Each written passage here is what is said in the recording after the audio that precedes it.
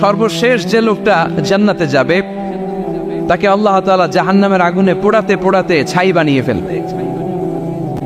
আল্লাহ বলবেন, জিব্রাইল যাও একটু দেখো, একটা মাত্র সেজদা দিয়েছে আমাকে, এরকম কাউরে পাওয়া যায় কিনা, বাটি চালান দিয়ে দেখো পাওয়া যায় কিনা। আল্লাহ, আমি কিন্তু তোমার কাছে জান্নাত চাই না। কি চাই না? কি চাই না? জান্নাত চাই না, কিন্তু জাহান্নামের আগুন আমারে কষ্ট দিচ্ছে, এতটা দূরত্বে রাখো যাতে জাহান্নামের আগুন আমার গায়ে না লাগে। আল্লাহ বললেন, ওকে রাখবো, কিন্তু আমার সাথে একটা কন্ট্রাক্টে যেতে হবে যে এটা তোমাকে দিলে তুমি আর নতুন করে কিছু চাবা না। সে বলবে আমি রাজি, কন্ট্রাক্ট হয়ে যাবে। আল্লাহ জিব্রাইলকে বলবেন, যাও এমন দূরত্বে রাখো যাতে জাহান্নামের আগুন ওরে কষ্ট না দেয়।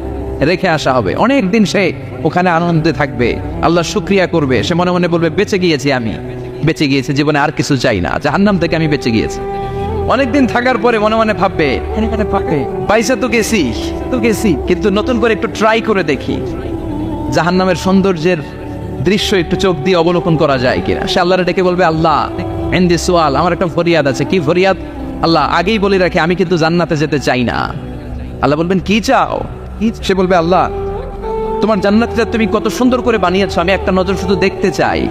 জান্নাতের দরজার সামনে নিয়ে যদি আমারে বসিয়ে রাখো, দ্যাটস ইনাফ, আর কিছু চাই না, আর শুধু জান্নাতের দরজার সামনে। আল্লাহ বললেন, তুই না ওয়াদা করেছিস, তুই না চুক্তি করেছিস। সে বলবে, আল্লাহ আমারে হতভাগা বানাইয়া তোমার কি লাভ?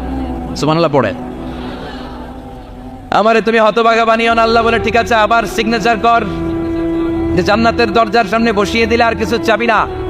সে সিগনেচার করে বলে, আমি চাবো না। আল্লাহ বললেন, জিব্রাইল বেচারারে ধরে জান্নাতের গেটের সামনে বসায় দে।